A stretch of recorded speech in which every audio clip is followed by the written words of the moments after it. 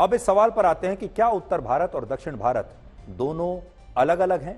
क्या भारत के इस तरह दो टुकड़े किए जा सकते हैं? क्या भारत को राजनीति के आधार पर, विचारधारा के आधार पर, संस्कृति के आधार पर, भाषा के आधार पर, पहचान के आधार पर दो भागों में बांटा जा सकता है? क्या भारत बटा हुआ है? तो इसका जवाब है, एक ही जवाब है, वो है नहीं और कभी नहीं। हमारे देश का संविधान भारत को राज्यों का एक संघ कहता है, लेकिन यह उत्तर भारत, दक्षिण भारत या उत्तर पूर्व भारत की या पश्चिम भारत की कोई बात नहीं करता। इन क्षेत्रों को उत्तर, दक्षिण और उत्तर पूर्व के नामों से, पूर्व के नाम से, पश्चिम के नाम से सिर्फ इसलिए संबोधित किया जाता है ताकि इससे भारत की भौगोलिक दृष्टि को स्पष्ट किया जा सके। जैसे इससे यह स्पष्ट हो कि भारत के दक्षिण में कौन से राज्य हैं, उत्तर में कौन से हैं, उत्तर पूर्व में कौन से हैं, पश्चिम में कौन से हैं। सिर्फ इसलिए, इससे ज्यादा कुछ नहीं। पूरा भारत एक रंग में रंगा हुआ है और उसे कोई भी दो हिस्सों में बांट नहीं सकता।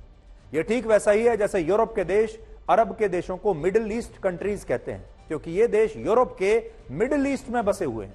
लेकिन इससे ये देश मिडिल ईस्ट नाम से एक अलग महाद्वीप नहीं बन जाते। और आपने देखा होगा कि हम तो इतना ज्यादा आंख बंद करके फॉलो करते हैं पश्चिमी देशों को कि हमारे देश में भी इसे मिडिल ईस्ट ही कहा जाता है। और यही बात उत्तर और दक्षिण भारत के संदर्भ में भी लागू होती है। अभी दक्षिण भारत में कुल मिलाकर 5 राज्य आते हैं, जिनमें आंध्र प्रदेश, तेलंगाना, केरल, कर्नाटक और तमिलनाडु हैं। और ये वो 5 राज्य हैं जहां द्रविडियन भाषा बोली जाती है। द्रविडियन भाषा का मतलब है कन्नड़, तमिल, तेलुगु और मलयालम। और इसीलिए इन राज्यों को इनकी अलग अलग भाषा और पहचान के आधार पर भी उत्तर भारत से अलग दिखाने की कोशिशें अक्सर होती रहती हैं, क्योंकि यहां की भाषाएं अलग हैं। और आज भी बिल्कुल यही हो रहा है। और विपक्ष के नेता इस बार भारत को उत्तर और दक्षिण में बांटने के लिए यह तर्क दे रहे हैं कि बीजेपी हिंदी बेल्ट यानी उत्तर भारत के राज्यों की पार्टी है, यह हिंदी भाषी राज्यों की पार्टी है, इसलिए दक्षिण भारत के लोगों को यह पार्टी स्वीकार्य नहीं है। और इस बार तेलंगाना में भी बीजेपी इसीलिए जीत नहीं पाई क्योंकि दक्षिण भारत के लोग बीजेपी को स्वीकार नहीं करेंगे। यह एक गलत नैरेटिव बनाने की कोशिश की जा रही है और देश के लोगों को भटकाने की कोशिश की जा रही है। अब यह तर्क सही है या गलत, उसे आप कुछ आंकड़ों से आप आज समझ सकते हैं। तेलंगाना के चुनाव में कांग्रेस के बाद जिस पार्टी के वोटों में सबसे ज्यादा वृद्धि हुई है वो पार्टी है बीजेपी। 2018 के विधानसभा चुनाव में बीजेपी को सिर्फ 6.9% वोट मिले, लेकिन इस बार बीजेपी को तेलंगाना में 13.9% वोट मिले, यानी लगभग 14% मानकर चलिए। इसके अलावा तेलंगाना में पहले बीजेपी का सिर्फ 1 विधायक था, इस बार बीजेपी के 8 विधायक चुनकर आए हैं। इससे भी बड़ी बात यह है कि तेलंगाना में इस बार 2,34,00,000 वोटों में से बीजेपी को 32.5 लाख वोट मिले हैं। इसलिए आज यहां एक सवाल यह भी है, क्या तेलंगाना में बीजेपी को वोट देने वाले इन 32.5 लाख लोगों को भी गोबर और गौमूत्र तक सीमित मान लिया जाएगा? और क्या ये इन 32.5 लाख वोटर्स का अपमान नहीं है? यहां एक और बड़ी बात है कि तेलंगाना की कामारेड्डी सीट पर बीजेपी के नेता के वेंकट रमन रेड्डी ने पूर्व मुख्यमंत्री के चंद्रशेखर राव और नए मुख्यमंत्री रेवंत रेड्डी को चुनाव में हराया। अब आप खुद सोचिए कि अगर बीजेपी को दक्षिण भारत के लोग वहां आने नहीं देना चाहते तो बीजेपी के नेता ने तेलंगाना में पूर्व मुख्यमंत्री और भावी मुख्यमंत्री को कैसे चुनाव हरा दिया। एक और बड़ी बात यह है कि दक्षिण भारत के 5 राज्यों में लोकसभा की कुल 130 सीटें हैं, जिनमें सबसे ज्यादा 29 सीटें अभी भी बीजेपी के पास हैं। डीएमके के पास 24 लोकसभा सीट है, कांग्रेस के पास 28, वाईएसआर कांग्रेस के पास 22 सीटें हैं। इसलिए आप खुद सोचिए कि अगर दक्षिण भारत में बीजेपी के पास सबसे ज्यादा 29 लोकसभा सीटें हैं तो फिर ये सीटें बीजेपी के पास कहां से आईं और कैसे आईं? ये सीटें दक्षिण भारत के लोगों ने ही बीजेपी को जिताई हैं। दक्षिण भारत के 5 राज्यों में कुल 14,80,00,000 वोटर्स हैं, जिनमें से 17.7% यानी 2,60,00,000 वोट 2019 के लोकसभा चुनाव में बीजेपी को गए थे। क्या डीएमके और विपक्ष के दूसरे दल भी दक्षिण भारत के इन 2,60,00,000 वोटर्स को गोबर और गौमूत्र तक सीमित बताएंगे और उन्हें राजस्थान, मध्य प्रदेश और छत्तीसगढ़ के वोटर्स की तरह अनपढ़ बताएंगे? आज सोचिए कितना बड़ा राजनीतिक षड्यंत्र इस देश में खुलेआम संविधान की ठीक नाक के नीचे रचा जा रहा है।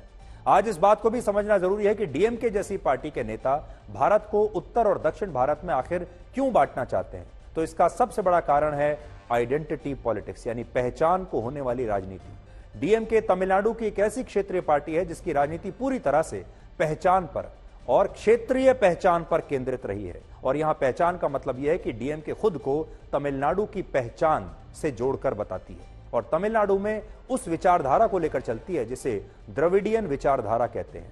इस आइडेंटिटी पॉलिटिक्स को आप एक और उदाहरण से समझ सकते हैं। 1947 में जब भारत के विभाजन के बाद पाकिस्तान का निर्माण हुआ और उसने उर्दू भाषा को ही पूर्व पाकिस्तान यानी आज के बांग्लादेश की राष्ट्रभाषा घोषित कर दिया, तब पूर्व पाकिस्तान में इसका बहुत विरोध हुआ था। और पूर्व पाकिस्तान के जो मुसलमान थे, देखिए दोनों ही जगह मुसलमान हैं, पाकिस्तान में भी और पूर्वी पाकिस्तान में भी दोनों जगह मुसलमान हैं, दोनों जगह इस्लाम को मानने वाले लोग हैं। लेकिन पूर्व पाकिस्तान के लोगों को उर्दू भाषा अपनी राष्ट्रीय भाषा के तौर पर स्वीकार नहीं थी और विरोध करने के बाद जो विरोध करने वाले जो लोग थे वो भी पाकिस्तान के ही ये मुसलमान थे। लेकिन इन मुसलमानों ने उर्दू भाषा को इसलिए स्वीकार नहीं किया क्योंकि बांग्ला भाषा उनकी पहचान थी। और यही बात आप देखिए आगे चलकर बांग्लादेश क्यों बना। बांग्लादेश इसलिए बना, बांग्लादेश के मुसलमानों ने कहा कि हमें पाकिस्तान स्वीकार नहीं है, जबकि दोनों ही जगह इस्लाम को मानने वाले लोग थे, दोनों ही जगह मुसलमान थे, लेकिन उनकी पहचान अलग थी और सबसे बड़ी बात उनकी भाषा अलग थी। और बांग्लादेश के जो मुसलमान थे उन्हें उर्दू कबूल नहीं थी। और यही बात डीएमके के मामले में भी लागू होती है। डीएमके ने सनातन धर्म का अपमान किया, लेकिन इसके बाद भी बीजेपी तमिलनाडु में डीएमके को हरा नहीं सकती, फिलहाल अगले कुछ वर्षों तक तो नहीं हरा सकती। तो हम ये बात लगातार सुन रहे हैं कि सनातन धर्म का अपमान हुआ और उस अपमान का बदला मध्य प्रदेश के लोगों ने ले लिया, राजस्थान और छत्तीसगढ़ के लोगों ने ले लिया। लेकिन सनातन धर्म के अपमान को लेकर क्या बीजेपी तमिलनाडु में डीएमके को हरा सकती है? जवाब है नहीं, क्योंकि ये काफी डीप रूटेड है, यानी बिल्कुल अंदर तक, जड़ तक ये मानसिकता गई हुई है और इसमें पहचान की पॉलिटिक्स छिपी हुई है जो आज से कई दशकों पहले तक वहां के लोगों में ये भर दी गई थी उनके दिमाग में। इस बात को भी यहां समझना जरूरी है कि उत्तर भारत के हिंदू और दक्षिण भारत के हिंदू स्वभाव में क्या कोई अंतर है? क्या उत्तर भारत के हिंदू और दक्षिण भारत के हिंदू अलग अलग हैं? क्योंकि आपने अक्सर देखा होगा कि उत्तर भारत की तुलना में हिंदू संस्कृति दक्षिण भारत के राज्यों में आपको ज्यादा शुद्ध रूप में नजर आती है। जो उनके रीति रिवाज हैं, उनके जो संस्कार हैं, वो आज भी जो हमारे पुराने जो हिंदू धर्म के जो संस्कार थे वो अपने शुद्ध रूप में आपको दक्षिण भारत में दिखाई देते हैं, जबकि उत्तर भारत में वो धीरे धीरे कम हो रहे हैं। इसका बड़ा कारण यह है कि भारत में मुस्लिम आक्रमणकारी जो बाहर से आए थे उनका हमला खैबर दर्रे से हुआ था। यानी ये सारे जब लोग प्रवेश करते थे बाहर के आक्रमणकारी, ये खैबर दर्रे से होकर आते थे जो आज पाकिस्तान में है, और ये सबसे पहले उत्तर भारत के जरिए प्रवेश करते थे भारत में। लगभग 1000 साल पहले आज के पाकिस्तान के रास्ते मुस्लिम आक्रमणकारी भारत में दाखिल हुए थे और इसके बाद उन्होंने उत्तर भारत पर बहुत जुल्म किए और अत्याचार किए और उत्तर भारत के, खास तौर पर उत्तर भारत के इन राज्यों में हिंदू संस्कृति को खत्म करने की पूरी कोशिश की। उन्होंने मंदिरों पर हमला किया, हिंदू संस्कृति को खत्म करने की कोशिश की। 10वीं सदी से 15वीं सदी के बीच जब उत्तर भारत के हिंदू मुस्लिम आक्रमणकारियों के शासन में अपने धर्म और अपनी संस्कृति को लेकर संघर्ष कर रहे थे, तब दक्षिण भारत इस घुसपैठ से बचा हुआ था। यानी दक्षिण भारत के हिंदुओं को वो संघर्ष नहीं करना पड़ा जो संघर्ष उत्तर भारत के हिंदुओं को मुस्लिम आक्रमणकारियों से अपने आप को बचाने में करना पड़ा। 14वीं शताब्दी की शुरुआत में अलाउद्दीन खिलजी की सेना रामेश्वरम तक पहुंच गई थी, लेकिन दक्षिण भारत में खुद को तब भी स्थापित नहीं कर पाया और ना ही बरकरार रख पाया। बड़ी बात यह है कि इसके बाद दक्षिण भारत में वर्ष 1336 से 1660 तक विजयनगर साम्राज्य का शासन रहा और उसके शासन में हिंदू संस्कृति दक्षिण भारत में और मजबूत होती चली गई। यानी ये जो शासन रहा, विजयनगर का जो शासन था, इसने हिंदू संस्कृति को दक्षिण भारत में बचाया और बखूबी बचाया। जबकि इसकी तुलना में इसी समय अवधि में उत्तर भारत के हिंदू मुस्लिम आक्रमणकारियों के शासन में अपने धर्म और अपनी संस्कृति को लेकर लगातार संघर्ष करते रहे। और उत्तर भारत में इस दौरान अयोध्या में राम मंदिर, काशी में प्राचीन शिव मंदिर और मथुरा में श्री कृष्ण जन्मभूमि पर बने हुए मंदिरों को तोड़ा गया और बड़ी संख्या में ऐसे बहुत सारे मंदिरों पर उन्हें तोड़कर नष्ट करके उनकी जगह मस्जिदें बना दी गई। और इसीलिए उत्तर भारत और दक्षिण भारत के हिंदुओं का स्वभाव आपको कुछ हद तक अलग दिखाई देता है, क्योंकि दक्षिण भारत के हिंदुओं ने वो संघर्ष नहीं सहा बाहर से आए आक्रमणकारियों का, इस्लाम को मानने वाले आक्रमणकारियों का, जो संघर्ष उत्तर भारत के हिंदुओं ने झेला था। और मुगल्स भी जो थे वो दक्षिण भारत तक आगे चलकर पहुंच नहीं पाए थे।